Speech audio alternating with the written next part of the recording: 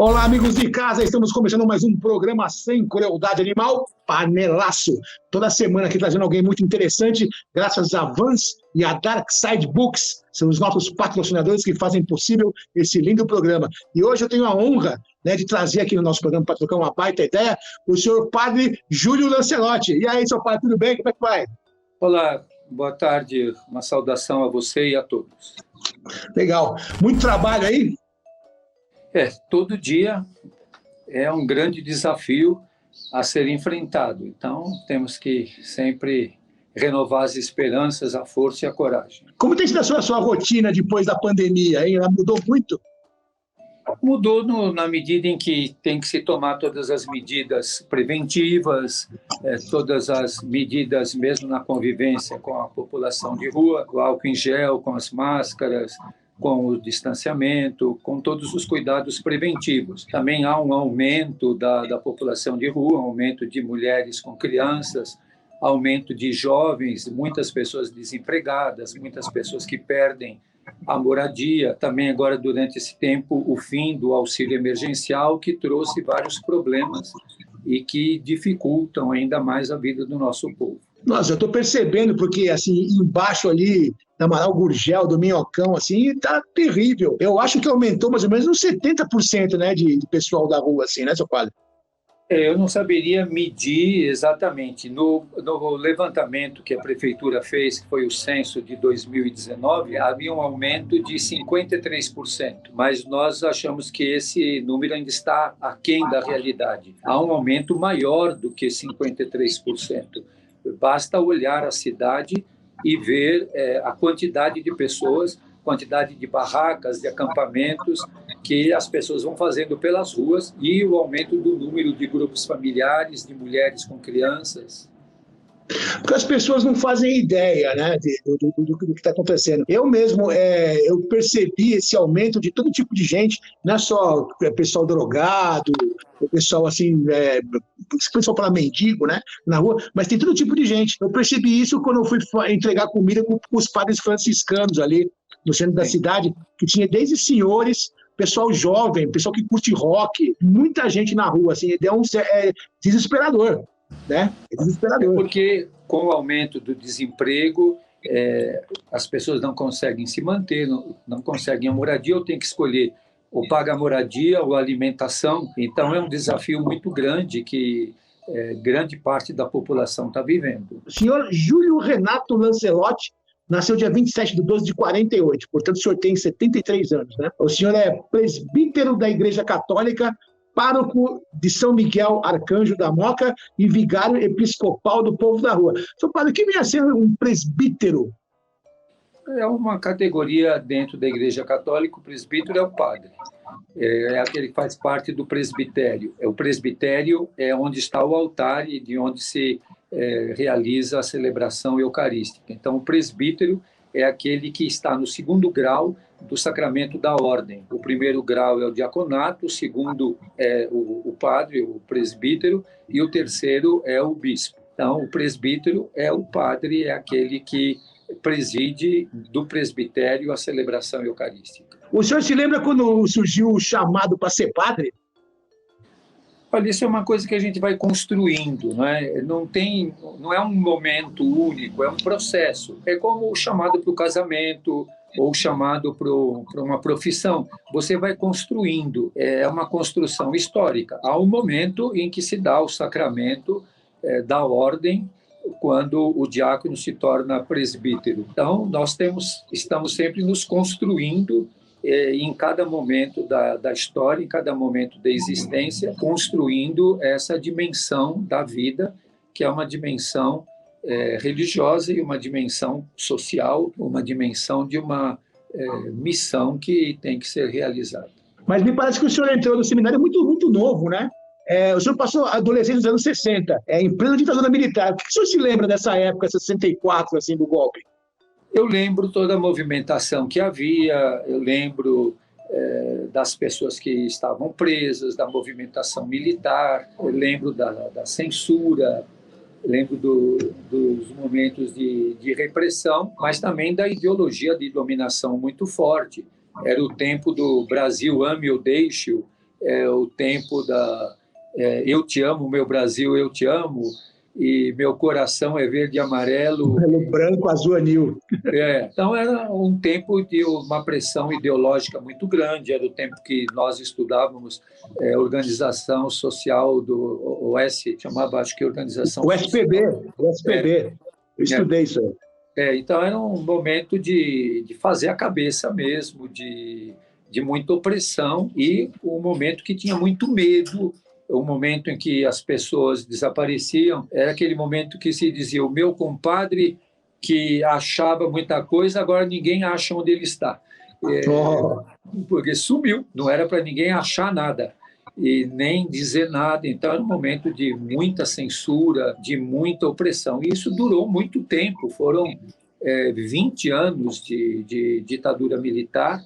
É um tempo longo da vida, da existência humana, até que vivemos aquela transição lenta, gradativa e segura que se chamava naquele tempo da ditadura militar, e a transição, a luta pelas diretas já, a eleição indireta, a eleição do Tancredo, a morte, o Sarney, então, tudo isso e todo o processo até a eleição do primeiro presidente, que foi eleito pelo voto direto, e aí ele lutou tanto pelas diretas e elegeu o Fernando Collor de Mello. Então, a história é bem cheia de contradições, bem cheia de situações desafiadoras, né? E chegamos agora ao ponto que chegamos em nome da democracia, né? E, então, é um desafio muito grande da história, das contradições da história, de todas as contradições que nós vivemos, né? O senhor acha que vai voltar essa época de repressão aí da ditadura? Vai ter uma nova ditadura militar? Tudo leva a crer que sim, né?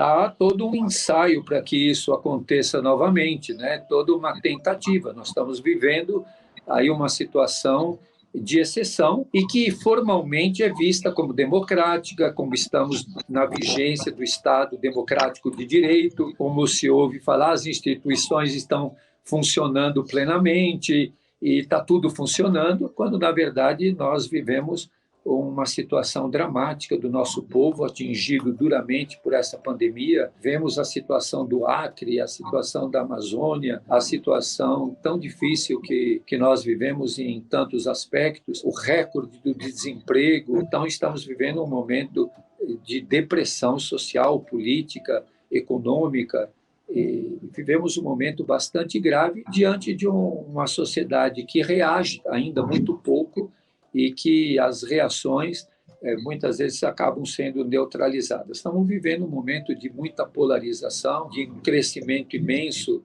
da intolerância, de disparo do feminicídio, da LGBTfobia, do extermínio da juventude negra, pobre e periférica. Então, estamos vivendo um momento muito sério, muito grave. Há sinais de esperança dentro dessa formalidade chamada democracia. Foram eleitas muitas mulheres trans, algumas mulheres trans foram eleitas para o Legislativo Municipal, que é um ensaio de uma reação, é um ensaio de alguma coisa nova que pode surgir. Todo momento histórico tem sua dificuldade, nós não podemos dizer que é mais ou menos, porque não dá para ficar comparando.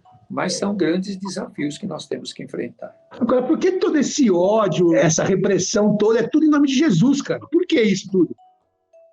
Então, há um fundamentalismo religioso, e esse fundamentalismo religioso vai assumindo um papel e muita importância dentro da sociedade. Há um crescimento do subjetivismo, um crescimento do individualismo, e devido à miséria também dessa teologia da prosperidade, e uma deformação da mensagem cristã, e como Jesus não consegue nos mudar, nós mudamos Jesus. Jesus não tem tido êxito em nos mudar, então nós o mudamos e tornamos a mensagem dele delivery. ao nosso gosto e usamos a religiosidade do povo para objetivos, como, por exemplo, vemos hoje, em nome da religião, em nome de Deus, se usa muitos instrumentos de opressão. Por isso que eu digo, a solidariedade, a compaixão, a fraternidade não são dimensões religiosas, são dimensões humanas. E o grupo que mais cresce atualmente é o grupo dos sem religião, porque o grupo dos com religião são tão inconsequentes, muitas vezes, que são um exemplo tão ruim que acabam não convencendo e fazendo com que muitas pessoas prefiram não ter religião para serem humanas. Que louco, né? O senhor tem fama de ser rebelde sempre. É verdade que o senhor foi expulso do seminário aos 19 anos? Eu não fui propriamente expulso, eu fui convidado a sair. E os superiores que vão considerar se você deve ficar ou não. Eu acho uma coisa muito louca também, como você diz, muito louco, porque os outros é que vão ver se você tem a vocação ou não. E aí diz, não, você não serve para a vida religiosa. E me convidaram. Mas foi bem assim, arbitrário, você não serve, tchau. Exatamente. Nossa, de tanto fazer o bem e lutar pelo bem-estar do povo da rua, o senhor começou a incomodar os fascistas. Isso vem desde sempre ou isso se intensificou agora nesses tempos obscuros?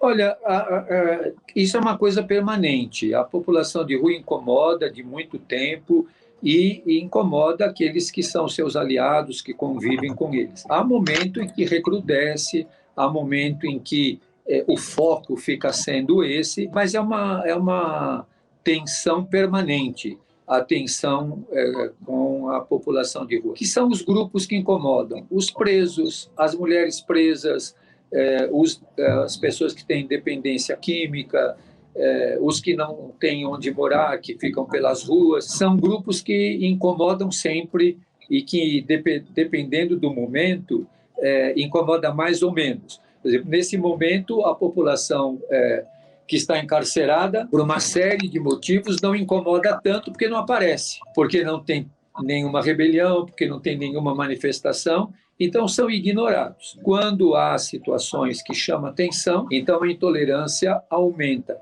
A população de rua é muito visível, então as pessoas veem muito as pessoas na rua. E vendo as pessoas na rua, esse incômodo aumenta, recrudesce e também aumenta a intolerância com aqueles que estão do lado deles, que estão nessa luta também. Na época que o senhor trabalhava na FEBEM, também tinha essa perseguição toda? Também, muito, porque denunciar a tortura, denunciar os maus-tratos, e isso marcou muito as rebeliões que eu tive que acompanhar dentro da FEBEM. Quantas vezes eu consegui descobrir, pelos códigos que eles me passavam e por informações, arsenais de cacetete. Tinha, inclusive, lá um cacetete que eles apanhavam, que chamava Direitos Humanos. Tinha um cacetete que chamava Estatuto da Criança e do Adolescente. E eles tinham também um porrete, um cacetete que chamava Júlio Lancelotti. Usavam esses cacetetes para agredir e para torturar e diziam aqui o padre, e batiam com aquilo. Então, isso sempre fez parte da história. A tortura dentro de presídios não é nova. Não foi agora que surgiu. Isso é alguma coisa que vem de séculos. Eu sempre lembro a história do Napoleão Bonaparte, quando ele criou a Ilha do Diabo. Ele disse que para lá irão os bandidos mais perigosos da França. E tomou um gole de champanhe, e os ministros dele perguntaram, mas, majestade, quem vai cuidar dos bandidos mais perigosos da França? Aí ele tomou outro gole de champanhe e disse, bandidos mais perigosos do que eles. É verdade, cara, é verdade. Como o senhor faz para passar ileso por essas ameaças, calúnia, extorsão? A vida do senhor é bem agitada nesse sentido, né, seu padre? É agitada, a gente não pode desanimar, é difícil, é penoso, é muito duro. Quando o senhor recebeu essas ameaças de morte, o senhor recusou a segurança policial, dizendo que a sua segurança pessoal está atrelada à de quem o senhor defende. O senhor acredita que se não fosse o padre Chapa Branca, sofreria menos ameaças? Não seria perseguido? Eu acho que é um arranjo histórico de várias questões. O governo brasileiro recebeu uma cautelar da Comissão Interamericana de Direitos Humanos em relação a mim e a uma pessoa em situação de rua. Então, o próprio governo sabe que essas situações são acompanhadas. O Brasil, nós sabemos, o Brasil é o terceiro país do mundo que mata mais defensores de direitos humanos. No Brasil, defender direitos humanos é um palavrão, é um xingamento, é muito visado e tem muitas ameaças. Mas é também um caminho sem volta. Esse pessoal fascista que mora no bairro aí da Moca, aí tem um monte que é muita especulação imobiliária, né? Quer dizer que o senhor saia daí, que tira o pessoal da rua, né? Tem muito ataque por causa desse pessoal? Tem muito. E a especulação imobiliária é um dos fatores determinantes numa cidade como São Paulo. Ninguém governa São Paulo sem se acertar com a especulação imobiliária. Isso é um carro-chefe. Em São Paulo, tem mais casa sem gente do que gente sem casa. E o mercado imobiliário oferece muito, em abundância, moradia, mas para um nível que é um nível médio para cima. Há muito apartamento de luxo em São Paulo e que é consumido e que falta, não tem estoque. O que nós não temos é moradia para o povo, condições para que o nosso povo tenha onde morar. Por que quem luta pela igualdade gera ódio e ameaça? Né? Porque a nossa estrutura é baseada na desigualdade. A nossa sociedade ela é arquitetada na desigualdade.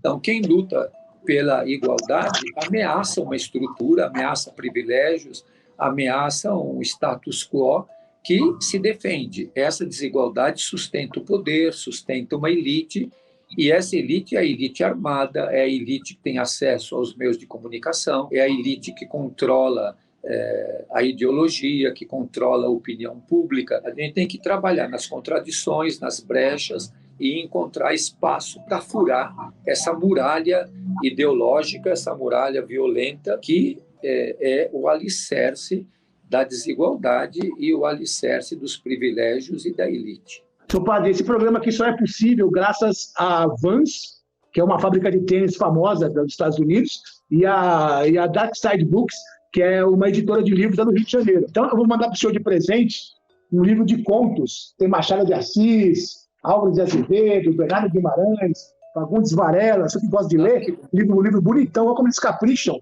dourado, tá vendo? Eles fazem só livro de terror.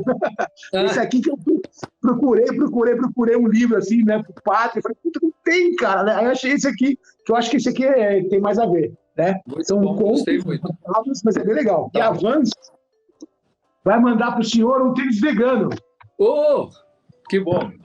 Tá? É um muito tênis bom. Que não tem couro, não tem nenhum camurça, é tudo de pano, plástico, né? Vegano, cara. E como esse aqui é um programa vegano, tem uma amiga minha, a Adriele, ela está ensinando as pessoas a utilizar tudo que vem casca, semente, né? E fazer um prato saboroso e barato para as pessoas que têm interesse nessa dieta. Então a gente vai assistir agora, daqui a pouco a gente volta. Tá bom.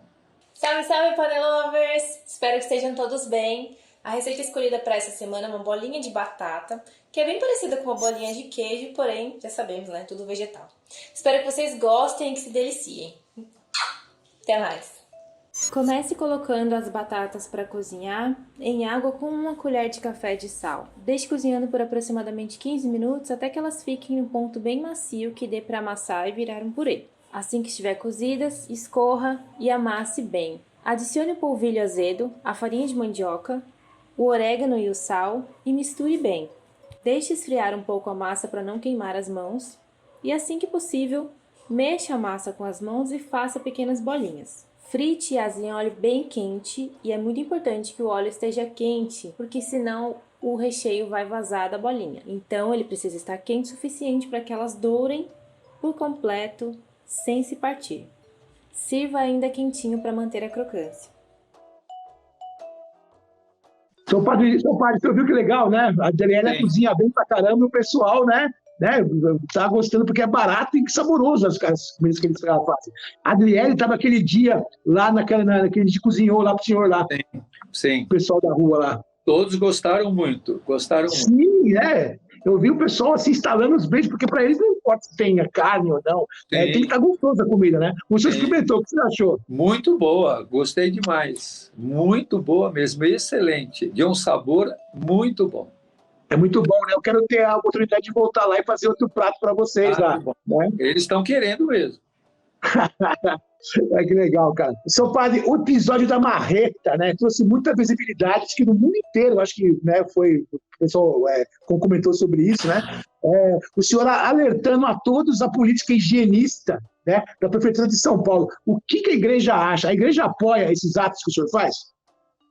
Olha, ali é um ato que não é um ato religioso, embora possa ser. E não foi uma coisa nem de violência, nem de agressão, nem de destruição do patrimônio público. Eu pedi a marreta emprestada ali aos próprios trabalhadores que estavam fazendo a remoção e disse, eu vou fazer um ato simbólico e derrubar também algumas dessas pedras. E uma coisa que é importante, não para que as pessoas morem embaixo do viaduto. O que nós queremos é que haja uma resposta, que as pessoas possam ter moradia através da locação social, através de repúblicas, através de residências terapêuticas, através do auxílio aluguel, através da renda, a renda mínima para todos. Então, existem muitas maneiras que, inclusive, são mais em conta e possíveis de maneira orçamentária, porque são menos custosas do que as ações institucionais. É como a comida vegana. É preciso experimentar para ver que é possível, que é boa, que não é letal para ninguém na vida, que é favorável, que é sadia, que é boa. Assim também nós temos que encontrar outras respostas que sejam sustentáveis, que sejam politicamente viáveis, economicamente viáveis e que sejam preservadoras da vida com dignidade, sem um custo tão grande como é a resposta institucional, porque é uma resposta de tutela e uma resposta que não leva em conta a autonomia das pessoas. A ocupação é uma solução? Eu tenho contato com o pessoal de Ocupa desde os anos 80, que eu ia lá para a Europa e vi o pessoal lá invadindo na Holanda, que lá são os crackers, né? Que invadindo o caso do governo e tal. E aqui, praticamente não tem punk, nem roqueiro invadindo nada. É o pessoal que necessita mesmo, que não tem moradia. O senhor acha que ocupar é a solução? Olha, eu não posso dizer que seja a solução, mas é um meio de pressão. E uma lei física, todo corpo ocupa um espaço. Não existe uma forma de viver sem estar num espaço. Muitas vezes dizem, espaço público, a calçada, a praça, a rua, a avenida. Então, a ocupação é uma resposta que tem sido construída para pressionar o Estado, pressionar os governos, no sentido de que são muitas vezes prédios e espaços desocupados há muito tempo, marcados por dívidas, por especulação imobiliária e que podem ser utilizados pelo povo com autonomia e como uma forma de pressão. Muitas ocupações se tornaram depois espaços que foram desapropriados, que foram feitas construções em mutirão. Então, não é uma solução, mas é um meio de pressão.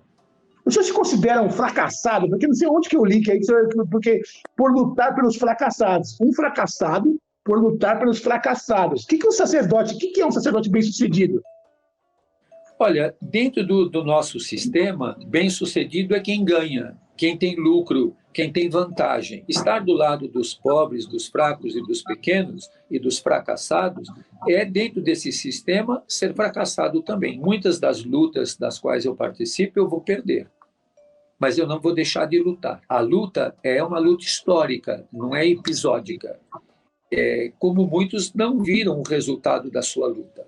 Muitos não viram. Muitas mulheres que lutaram pelo sufrágio das mulheres não viram. Muitos que lutaram pela liberdade dos povos não viram. É como no livro do Êxodo, todos que participaram da caminhada, da saída da escravidão para chegar na Terra Prometida, morreram antes. Não chegaram, mas não deixaram de caminhar. Então, nós temos que ter essa luta e saber que a nossa luta é histórica e que muitos de nós não veremos. o resultado dela. Mas não por isso deixaremos de lutar.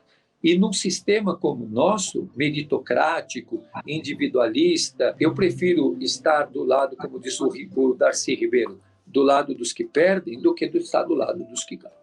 Você não vê o senhor como um fracassado, porque assim, no nosso meio do rock, do punk, do metal, pelo que eu vejo, o senhor é tipo um herói das ruas. Não só pra gente, como pra nego ateu, nego satanista. Todo mundo gosta do senhor, seu padre. Tô falando sério. Todo mundo gosta, todo mundo admira e acha a sua luta muito válida. Então, eu acho que, assim, tem os inimigos, o pessoal que te censura, que acha o senhor um vagabundo, aquelas histórias todas, aqueles papos furados todos, e tem muita gente que apoia o senhor. Então, eu acho que o senhor não é um fracassado, o senhor é um vencedor. Depende de quem vê, né? Eu não luto pelo poder, não tenho nenhum poder, a gente sabe que a nossa estrutura de poder é uma estrutura autoritária, meritocrática, então isso nós não buscamos e não queremos. O que nós precisamos é, junto com o povo, estarmos numa luta junto dos mais pobres para transformar a situação que nós vivemos. É uma luta transformadora e é uma luta pela qual nós vamos ter que passar por muitas derrotas, por muitas incompreensões. É uma luta onde eu tenho consciência de que nós sairemos muito feridos. Muito feliz. Principalmente também que a polícia não tem dó, não. Né? E pelo que eu sei, o senhor não tem medo de sair na rua, tá na linha de frente ali do bala de borracha, gás lacrimogênio, que o senhor já vem já, né, em manifestações, né, faz um tempo já, né? E a polícia é cada vez mais bem armada para isso, mais bem equipada. E eu acho que o brasileiro tem muito medo de sair na rua para protestar, justamente pela violência da polícia. Eu vi nas manifestações contra a Copa, por exemplo, o armamento israelense, né? A nossa polícia usando o armamento israelense, o mesmo armamento que é usado contra os palestinos, foi usado contra o povo, e é usado contra o povo. Eu vi muitas situações de tortura, de violência. Uma vez eu disse para um governador de São Paulo, meus olhos estão cansados de ver corpos torturados, de ver pessoas dilaceradas. Eu já vi muitos presos feridos, vi muitos jovens torturados, vi muitos exterminados, tive que sepultar muita gente, muitos jovens, moradores de rua, muitas pessoas com marcas terríveis, desfigurados pela tortura, pela violência, pelos maus tratos. Tudo isso fica na memória, fica na vida das pessoas.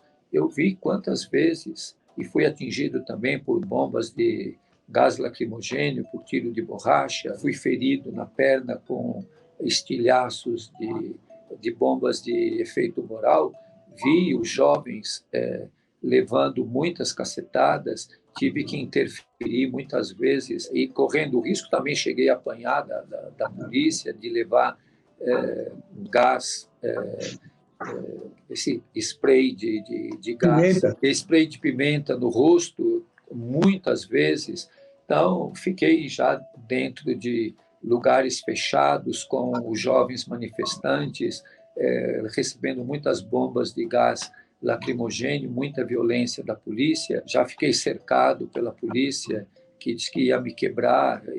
Então, são muitas as situações, ameaças de morte, mesmo pelas redes sociais. Então, a vida de quem está nessas ações é muito assediada, muito ameaçada. A gente sofre muita humilhação, muito escracho, muita humilhação, muito xingamento, muitas ofensas, coisas muito duras que a gente tem que ouvir, ler nas redes sociais, muitas ameaças, desde explícitas, como morte ao Padre Júlio nas redes sociais, tem que acabar com esse padre, muitas ofensas e muito xingatório. Isso chega a ser a gente se sentir como que um alvo preferencial onde são espetadas muitos dardos, né? Então, é uma situação, muitas vezes, muito desafiadora, que fere muito, e chega a um ponto de você perguntar por que tanto ódio, né? Por que tanta violência?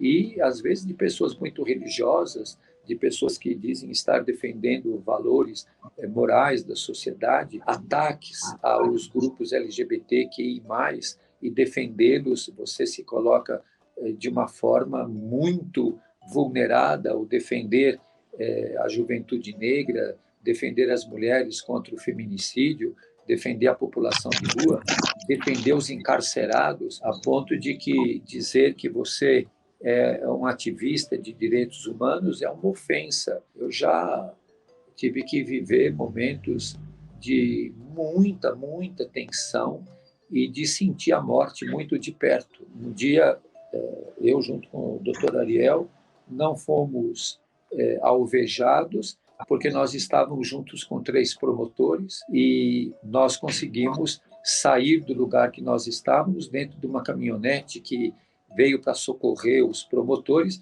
e saímos embaixo de uma lona, escondidos, porque a ordem era de nos matar. Então, nossa, seria mais complicado se o senhor morasse lá, sei lá, para o norte, lá para a Amazônia, Pará, esses lugares que o pessoal vai e faz finalmente mesmo, né, eu acho. Cara. Sim, mas acho que aqui é mais difícil. Foi em Franco da Rocha, nós vimos bem de perto chegar eles com madeiras derrubando a porta do lugar onde nós estávamos e os gritos mata, mata, e eles só não nos pegaram porque nós estávamos juntos com 3 promotores que conseguiram, através do procurador-geral, chamar socorro e proteção, e nós saímos com eles. E porque eram 3 promotores, nós acabamos sendo salvos também. Se nós estivéssemos sozinhos, nós teríamos sido mortos naquele dia. Que terror. O que o senhor acha desses padres fascistas apoiadores das mentiras do Bolsonaro? O negacionismo seria um pecado mortal, dado que ser negacionista é ser cúmplice do genocídio brasileiro? Pois é, eu não posso julgá-los. Acho que a história os julgará. Eu acredito que a gente tem que buscar ser fiel e dentro da fé cristã, no segmento de Jesus, mas, sobretudo, a gente tem que ser servidor da condição humana e sabermos que nós não podemos negar a ciência, não podemos negar aquilo que, nesse momento, é a única defesa que nós temos, que é a prevenção e a vacina. Então, nós temos que estar aliados de grupos, que sejam eles quais forem, como são cientistas, médicos, e ouvirmos a Organização Mundial de Saúde e não podemos usar nenhuma convicção religiosa para defender posições que são contrárias à vida. Nesse momento, eu disse isso ontem na celebração, o amor se chama vacina. Sim, senhor. Sim, senhor. E está difícil, hein? Está difícil. Eu acho que assim foi tudo planejado. Esse genocídio é um plano, não é por acaso. O senhor não acha isso também? Pode ser um novo darwinismo, né? Um darwinismo social que só vão sobreviver os mais fortes. Mas eu acho que há muita resistência, há muita movimentação. Há hoje uma movimentação de muitos artistas, de muitos cientistas, muitas pessoas da área da saúde que estão se movimentando e também muitos do mundo político também estão se movimentando. O próprio Papa Francisco também se movimenta, o novo presidente dos Estados Unidos. Há uma grande movimentação. Eu acredito que hoje o nosso povo, na sua maioria, aspira pela imunização e essa imunização que traga uma humanização da vida. O senhor acredita que esse deputado bombado fascista que foi preso, isso aí já é uma reação, né, do Supremo Tribunal, tal, né, para poder enfrentar todo esse caos político que está vindo pela frente aí? Eu acredito que a história é feita de contradições e de arranjos. O próprio Supremo Tribunal se sentiu atingido, foi ofendido, e dentro da ordem estabelecida, e da ordem vigente, eles reagiram. É uma reação do mundo institucional. Quem sabe isso traga também uma reação para de que não é só quando se atinge a alta corte, mas quando se atinge os pobres, a juventude negra, as mulheres trans, os homens trans, os indefesos, os indefensáveis, também haja uma reação, porque senão fica só quando atingir o vértice. mas a gente tem que olhar também para essa base. Eu acredito que tem que ter uma reação na defesa da vida de todos, não só de alguns. Seu padre já está com 73 anos, cara. Até quando vai essa luta tão acirrada aí? Até quando? Eu vou fazer 73 anos. Eu acho que estou na reta final, né? Então, como a luta é histórica, ela não depende de mim. Ela não começou comigo, nem vai acabar em mim. Ela é uma luta que continua. Outros virão e outros continuarão essa luta, porque a luta não é minha, a luta é histórica. É a luta de Zumbi de Palmares, é a luta de Dandara, é a luta de Antônio Conselheiro, é a luta de Bartolomeu de las Casas, é a luta de todos aqueles que pela música, pelo rock, pela poesia, pela literatura, pela dança, pela ginga, por tantas formas, pelo gingado, resistem. Há muitas formas de resistir, cantando, dançando, a resistência que se faz pela comida, pela poesia, a resistência que se faz não matando os animais, a resistência que se faz preservando a natureza, a dignidade humana, a vida, preservando e defendendo os presos, as presas, os negros, as negras, os abandonados, os esquecidos, os espezinhados. Essa luta está sempre presente na história. Muitas vezes nós não conhecemos. Por isso nós temos que ler a história a partir dos que perderam, porque a história que nós conhecemos é a história a partir dos que ganharam. Então nós temos que conhecer a história a partir dos indígenas, a partir dos escravos, a partir das mulheres, a partir dos que morreram, dos que foram calados, porque o gemido deles está na história. Seu padre, vou agradecer a presença do senhor, muito obrigado aí por esse papo tão esclarecedor, tão legal, cara. E eu desejo para o senhor aí muita sorte, muito amor, tá? Muito cuidado, viu, seu padre? Muito cuidado. Eu estou olhando aí meio, tal, apresentar branco, aquela máscara de carrinho de supermercado na rua ali. Tem quem defenda se chegar uns caras para bater? Eu acho que o pessoal da rua vai tomar partido, né? Vai defender. Eu fico preocupado, sabia? Não, mas a vida, nós estamos expostos. Há momentos em que nós estamos mais defendidos e há momentos que estamos mais vulneráveis. Mas eu acredito muito de que Deus está conosco, caminha conosco, e ou perdendo ou ganhando, nós estamos com Ele, e com Ele viveremos, nele, por Ele e com Ele. Valeu, seu padre, muito obrigado pela presença, e vamos terminando por aqui, né? E a gente se encontra breve, né? A gente se encontra breve, eu acho que lá é na inauguração da brinquedoteca, né? Lá da ocupação, a gente se encontra lá, tá bom, seu padre? Grande abraço para o senhor. Abraço. É isso aí. E aí, pessoal, vou ficando por aqui nesse programa sensacional, cara, né? E você aí, aperte os botãozinhos aí, divulgue a gente pra caramba. Falou? Um abraço e tchau. Valeu, seu padre, obrigado.